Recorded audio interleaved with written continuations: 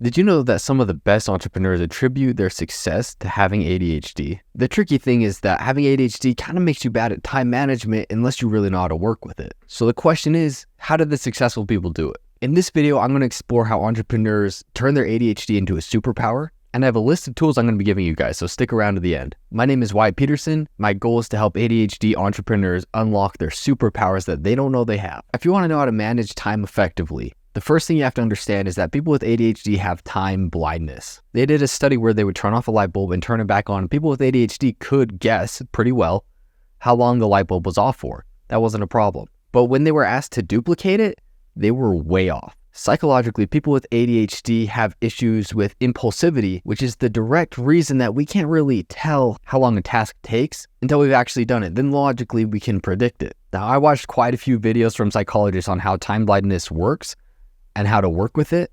And here are some of the best tips. First, have an external time device, something like a little timer. It could be on your phone. There's a pretty good product on Amazon. I'll link it below. Basically a visual to tell you how much time has passed. Because yes, you can write it on a calendar how long it should take, but when you actually put it on a timer, you'll be able to visualize it and complete a task. And pretty soon you'll actually learn to overcome time blindness. I frequently do this with the Pomodoro method, which forces me to take breaks so that my focus is only in windows that actually are effective. We're going to talk about the Pomodoro method in a second though. The next thing is to reward yourself with small actions. Sometimes it's really hard to make yourself do a task, and it doesn't seem very important, especially if you don't get a reward for doing it. The best thing you can do is give yourself a little reward. For example, you can have timed breaks for video games. I wouldn't recommend using snacks because snacks shouldn't be a reward. It can lead to an eating disorder.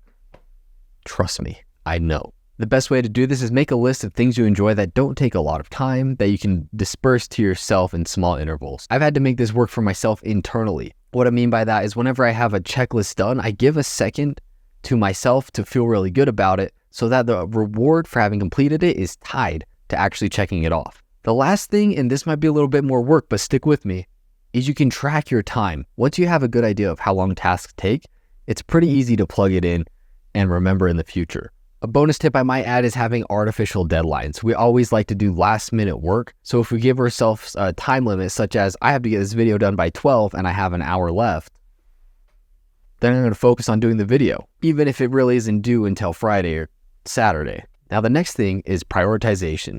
Imagine if you could tackle your entire to-do list and not feel overwhelmed. You may have seen this chart before. It's called the Eisenhower matrix. But since we have ADHD, I like to call it 4 boxes. For my benefit, I've lettered these, A, B, C, and D. The matrix is simply based on if things are urgent or important, or not urgent and not important. Now, if you don't really understand it, pause. I'm going to give you an example right here. This is what it looks like. This is really the best thing I found for organizing my tasks so that I know what I actually should be getting done. We have an issue with what's called executive function. That's why they say someone with ADHD could be playing their favorite video game while their house burns down, and they won't really care. Now that's an exaggeration, of course, but when you break it down logically and put it on a piece of paper or categorize your to-do list as you make it, then you learn what should actually be first, and you can think about it logically when you're in the space to do so and not in the moment when you feel like you'd rather be on your phone on social media. Another amazing way to prioritize is to have a major goal for either that day or that week and put it somewhere very obvious where you can glance at it whenever you get distracted. For example, I would put it on the background of my phone. So whenever I pick up my phone to do something distracting,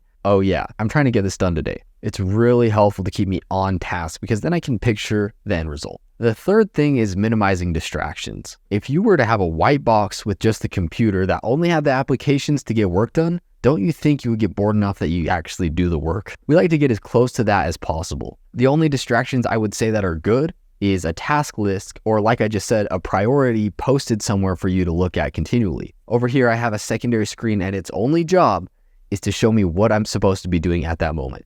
It's just my to-do list. Wow, that's expensive. A whole monitor? No, it was free actually on Facebook Marketplace. In fact, I'm going to do an entire video of my desk tour and show my setup and how I've been able to get it to a pretty good place where I'm able to focus. It's simple enough that I can do the things I need to do without getting distracted. But at the same time, it doesn't drive me insane. I actually really enjoy being in this space. If I have made that video with the desk tour, it will be linked in the description. If not, I'll say so in the description. Now there's this doctor on YouTube who was showing me her workspace, and that's where I actually got the idea to have a second monitor that just shows my to-do list. She has a really good setup. It includes a whiteboard like I have, so you can write down things that come up that should that normally would have distracted you, but don't because you can write it down and then erase it from your mind. One more thing I will say is sometimes my wife or people I know try to contact me.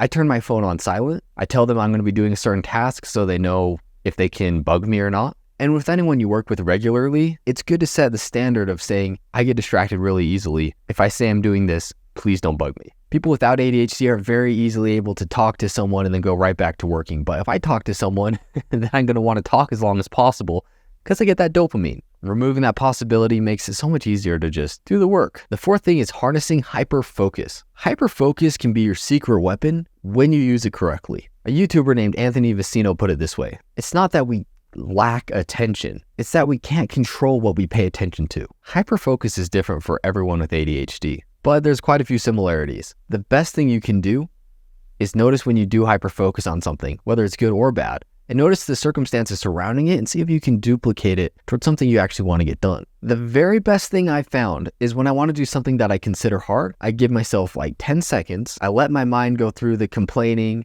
and then telling myself I'm better than that, and then being motivated, and then realizing why it's really good that I do that thing. And then in about 10 seconds, I call it my sit with it method. And I'm going to do another video on that. It's a really big thing I use a lot. But if I sit with it before I do a hard task, all of a sudden the task comes really easy days in a row. If you're watching this and you have ADHD, you're saying to yourself, yeah, that sounds great, but I cannot hyperfocus on the same task more than 2 days in a row. Trust me, I get it. I have more unfinished paintings, drawings, businesses, books than I've ever completed. However, I have done tasks that take months and even years, like building a food trailer from scratch and creating a business, publishing a book. I wrote 300 pages. Do you know how hard that is with ADHD? Number 5 is time blocking. I kind of consider myself an expert on this because I made a time blocking system that I sold on Etsy and I made close to $10,000. Granted, this was when absolutely anyone could go viral on TikTok, posting the silliest videos known to man, but the technique is so good that me and some of my personal friends have stuck with it every single day. The days that I don't do this, nothing really happens. This is what it looks like. And yeah, it's a little wrinkly, all right? My ADHD is showing. I start right here, brain dump. Here, I'll just flash a picture on the screen. Brain dump's my favorite part. Everything that I'm stressed about, I just go through and tell my brain to think of every single task, project, idea, and I give myself 5 minutes and I just blurt it all down. Now, when the 5-minute timer goes off, I normally think of the most important things. So after that timer, I might add a few things, but still it helps keep me within that constraint. And I've trained myself to turn on the brainstorming mode. Really let your creativity run. Then I take a look at that and I say, what should my 3 priorities be? And I mentioned earlier that I have a goal posted somewhere. Daily, weekly, I have a really big 5-year goal. I will look at that and then decide what contributes to that best. I then have 3 and only 3 top priorities, which means if, something comes up, emergencies, distractions, something I forgot about, I should be able to still do those 3 tasks, even if I don't stick with my schedule. For the most part, I'm able to stick to my schedule, so I put it in this simple 30-minute interval blocks. I don't fill in every single block. That's a little tedious, but I will give myself time for certain meals, working out, the work I need to get done. And then I have that as a reference. I will keep it on my phone or keep the paper with me. Maybe I'll take a picture of it. And then when I set about doing a task, I will check the time. I'll check it with my paper. And for the most part, it works out. Now, more often than not, things come up where I end up being slower. But because it's all written out in 30-minute blocks, I can look and say, oh yeah, I gave myself 2 hours for the gym. I bet I could do 1 hour at the gym. Everything's able to shift. Here's a little secret weapon that helps people with ADHD and time blocking. People with ADHD stay up late. We both do it. You and me. Last night I was up till 1 a.m. Not good. That's because I didn't have an effective time blocking. But when I do, bedtime comes. I have a timer that goes off at 8 that tells me to turn everything off and start winding down. It's not very effective. I'm going to try to find a better way to do that. But if I did time blocking, then in my head flashes a picture of the 3 tasks that I checked them off, or I'll literally pick it up and check them off. And it is such a relief to just say, look at that. I did the things I said I was going to do. I was productive. Or if there's something I missed, if it's quick, I'll hurry and do it and then I'll feel accomplished. Or I'll find a way to schedule it and do my tomorrow's checklist at that time. I always do it the night before because it's kind of hard to think in the morning, and that's when your brain starts to get cluttered, and it helps me relax, especially the brain dump, because I know all the important stuff is stored somewhere and I can just turn off my brain and go to sleep. It's so nice. Speaking of going to bed on time, number 6 is routines and rituals. Just imagine if the entire difficulty you have with time management could be boiled down to one thing. If so, it's probably routines. According to a study by Louisiana State University, the symptoms of ADHD were far less expressed by people who had daily routines than people who didn't. Now, part of the study was finding a correlation between people without ADHD and how they all have routines, and people with ADHD and how they have no routines. But then they also studied the implementation. And two of the best non-medication things that have ever been found to help ADHD, and you'll find this in a lot of studies, is one, meditation. They found that meditating for 10 minutes has similar or greater effect as Adderall. You might want to confirm that study. I don't like to say things I don't know for sure about. I'm pretty sure I read that somewhere. If that's a real study, I'm going to flash it on the screen, and if not, I'll just do a silly video of a cat. I would love just a cat video. I'm going to give you an example. Richard Branson is a billionaire who famously has ADHD. I talked to someone who met Richard Branson. Now, that's not the closest connection, but still, what he says is that Richard Branson is the billionaire that other billionaires want to be like. Man's been to space. How cool is that? He has an incredibly well-established daily routine in which he will talk to his assistant. His assistant has a certain set of parameters of how their discussion goes, and then that's it.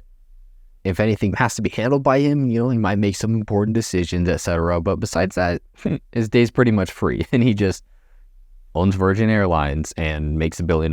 That's the life. But the routine of every single morning, getting some work done first thing in the morning with his assistant, is a really good idea. Now, just to give you a jump start, here's 3 things you can do right now that you can think about implementing that really help you manage your time. First thing is eating a frog. This sounds really gross, and I really hate that analogy. First thing in the morning, you think about the hardest, most difficult, painful thing you do. For me, it's Facebook. I post to hundreds of groups every single day for my networking or for my business, and it is incredibly tedious, but it works, and I have to do it. So I'll have posting done at like 6 or 7 a.m., which is also good because then people see it throughout the rest of the day. If you don't like running, get up and run first thing. If you have to do accounting and you just hate doing accounting, or like inventory, ADHD plus inventory, don't do a product-based business. That's all I'm going to say. It sucks. The second thing, the most detrimental thing to someone with ADHD is sleep. And I'm going to bring it up all the time. I already brought it up in this video. If you have a set time when you go to bed and a bunch of rules surrounding it, you're going to be way better off. And I'm going to do an entire video. And if I have done it, it'll be linked in the description of how I actually go to bed on time, which I've gotten better at. It's been an uphill battle, but I finally am finding things that work. The next thing is scheduling second wins. Now, scheduling breaks is good. It's probably going to just be part of your day anyways. Having a meditation early on, that's also really good. But if you know that there's something that gives you a second burst of energy to go and do more work, for me, it's eating lunch and or going to the gym. Some people get really tired when they go to the gym, so you decide. It also might be a walk, something that's maybe an hour long, that when you get done, you feel like your day is starting brand new. For people with ADHD, they can have 4 days in a row or 4 wins. They just have to plan those sharpening the saw moments. Tip number 7, it's 2024. Though most likely you're watching this in the future after I've blown up. Cool. Thanks for coming. Imagine if you found one tool, app, device that completely unlocked your productivity. I'm going to give you some ideas. Here's 5 things I use. Notion. Notion takes a little bit of getting used to, but if you watch a few YouTube videos and tinker around a little bit, you can really set it up so that it's really fun to do. My favorite thing is the drop down. I can do endless drop down lists and it can compress really small, so I can browse categories really fast and I can bury a bunch of stupid ideas I don't really care about. I just want to write somewhere. Just kidding. My Notion's a little cluttered, to be fair, but any productivity I've had recently, I attribute to Notion. In fact, I'm reading the bullet points right now from Notion. They're not a sponsor either. I'm just really a big fan of Notion. In fact, the time blocking thing I mentioned, I have a Notion version of that. I'll include that in the description for you guys for free. I used to sell it. It's free now. I love you guys. Second thing I use is a Pomodoro timer, which I just kind of use in my head, but there's also an app for it, which kind of makes me get on my phone and be distracted whenever it goes off. And by the way, if you don't know what the Pomodoro method is, it's basically a certain number of time of working and a certain number of timed breaks, which are psychologically designed to give you more productivity and work really well for people with ADHD. Third thing is a notebook and a pen. Not very technological, I know, but anytime I have an idea or I have to make a list, I use the heck out of this thing. And normally I don't have to go back to it because the act of writing it down locks it in my brain and gets a visual for me. For example, my day calendar is on here, a little version of time blocking, if you can read that. If you're like me, you freaking love a good pen. This is my favorite, okay? I'll link it for you guys. It writes upside down. It's a little pricey, but this is like the only pen I've had for a long time. I don't even want to write with any other pen. Fourth thing is Google Calendar. Whenever I do my time blocking, any major tasks that I have to be on time for, go in the Google Calendar, such as meetings with other people. Or if I know I'm going to forget it, I'll put the gym in there. Works on my phone. My wife has access to my calendar, which is really good because every time she tells me something's coming up, I do not hear it.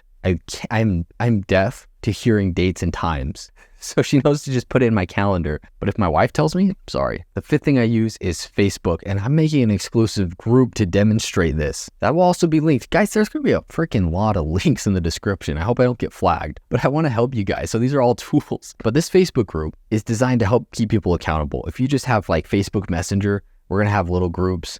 They're not going to be spammy. You're not going to get a bunch of texts, but you can meet people there that are just like you, trying to manage their time better, trying to be successful entrepreneurs. You can help each other out. Having an accountability partner is awesome. For me, I have a wife. She's built in. But also on Facebook, talking to people, it really holds me accountable to tasks when there's other people involved. 2 of my best accomplishments happened when I was beholden to other people. For example, the business I started didn't even work until I had investors. And they were super chill, but in the back of my head all the time was, this is for someone else. I cannot mess this up. And it really motivated me. Having accountability partners is great. So I'm making a Facebook group. Come connect. It'll be linked below. Now, here's 5 things that were recommended to me very often, but I haven't tried yet. Asana or Trello. Now, I've tinkered with these, both of them. I loved Trello. I had a little trouble making myself use it repeatedly, which might be a red flag, but I'm going to give it another chance in an upcoming video. There's an app called Rescue Time that's designed to help you with time management. I haven't looked into it very much, so I can't really talk about it, but maybe it's worth checking out. Calendly is really good because if you do a lot of stuff that involves other people getting on your schedule, you just send them a link. And some people say it's rude to just send a Calendly link, then you're making them schedule. But the cool thing is it plugs into your Google Calendar. So if you're like me and you rely very heavily on Google Calendar, it'll block out that time for you. And then sometimes I'll scan ahead just so I can see the events, remember them, set reminders so that I don't miss them. So I've played with Calendly a little bit, but I mostly use Google Calendar. There's an app called Freedom. I think it's on iPhone. It might be on computer. I don't know. The point is that it blocks distracting websites like social media. I think you can customize it. I don't, like I said, I haven't used it yet. I've also been told mind mapping is really good for people with ADHD. Our mind maps would be massive. Like, they wouldn't be maps, they would be atlases. Let me make it more modern. It would take 10 gigabytes to download the maps in our heads. Still, visualizing it, here it's a really good idea. So there's MindMeister and XMind. And I also just on Canva, they have like a something like this, and you can plan out like a chain of mind mapping. If you've seen it, you know what I'm talking about. If not, maybe it's worth looking up. Now, all these tools I just said that I haven't really used, I'm actually going to be doing a video in the future, probably 3 months from now, where I try all of these tools and I see which ones stick, which ones are really easy to work with, which ones suck. And I'm going to give you a really honest entrepreneur's ADHD review of how they work. If that's interesting at all, please consider subscribing so that I can continue to help you. That'd be awesome. I mentioned Richard Branson. If you look at a lot of millionaires, and I've spent a lot of time studying millionaires and billionaires, trying to find ones that are like me that have ADHD, which isn't always the most public information, by the way. All of them have notebooks. They all have something just like this, maybe a little bigger because they have more big ideas than me. And everything goes in there. And I know some of them send it to like, they'll send a picture to a virtual assistant, or they'll actually give it to an in-person assistant. And that person will go through it if their handwriting is legible. I probably couldn't do this. And they'll enter calendars, events, notes, right? They'll make it succinct. They'll be like, oh, here's what you talked about with this guy. There's one tool that doesn't exist yet. I pre-ordered it because I'm so excited about it. It's called Rewind. It's supposed to be this necklace pendant you wear that records all of your conversations. Oh, that sounds like such a invasion of privacy. They have all this privacy agreements. It's a closed loop, all this stuff. Frankly, I don't care. I would rather be able to remember my conversations with people. So you wear this thing and it's able to summarize it with AI, and you can ask it, what did I talk about with XYZ? It was like $55 to pre-order. I already pre-ordered it. Just waiting for them to make it. Fingers crossed. I really hope they make it because otherwise I want my $55 back. It's rewind.ai. I'll link it. Again, I'm not sponsored by anyone. Some of the links to Amazon, I get kickback from at no extra expense to you. I will say that. but I don't recommend anything if I haven't bought it myself or if I don't fully endorse it. This isn't just trying to get money from you. This is actually trying to help you. If you do not have the money, please don't buy things from Amazon. Be responsible. I care more about you being successful, but assuming you're a half-decent entrepreneur like I expect you to be, then you probably see the investment in some of the things that I'm going to link for you guys. Now, there's Amazon links. I'm going to create a list, okay? I don't know about you guys. Okay, I kind of know about you guys. I freaking love lists that help me get into something of apps, products, things to do and get and buy. And maybe that's not a great thing, but you know how it is. You get a new interest like mastering time management. You watch YouTube videos like this, and then you want to just go buy everything related to it because you know it'll help motivate you to actually see it through. That physical object's in your space now. You got to implement it and see if it works. I'm going to make it super organized, but in the description, I'm going to include everything I can think that's going to help you with time management, and I'm going to categorize it for you. I recommend going and checking that out right now. Now, if you want to see how I set up my workspace for maximum productivity, watch this next video.